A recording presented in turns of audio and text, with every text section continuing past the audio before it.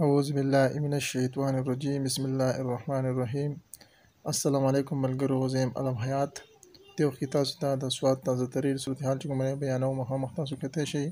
دا د بحرین بازار دی. دې وخت کې حالات چې کوم دي ډېر زیات چې کوم دی نازک صورتحال دی، او دا یو څو شاټونه چې کوم دی ما یو ځای کړي دي او دلته تاسو کتلی شئ. دا ویډیو چې کومه ده دا د مدین د بازار ده.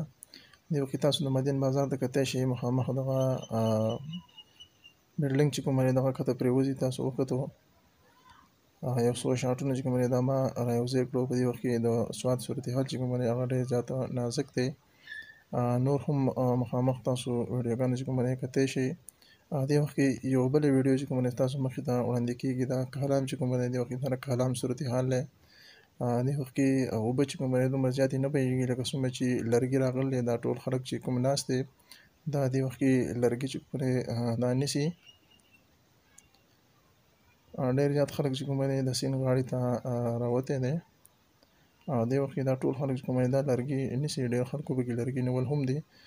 بره دې سایډ ته به اوس ویډیو چې کومه دی تاسو ته مخامخ شي. ډېر زیات لرګي چې کومه دی هغه پراته دي. دا د خلکو د سیند نه راایستل دي، او نور هم دا خلک لګیا دی لرګي به دې وخت کې راوباسي. نو کله چې هم داسې صورتحال وي نو دوی ته پکار وي چې ځان په داسې حالاتو کې سایډ ته کړي. دې وخت کې دا مخامخ ویډیو چې ښکارېږي دا د سوات د ټول نه غټ هوټل چې هنیمون نوم یې دی.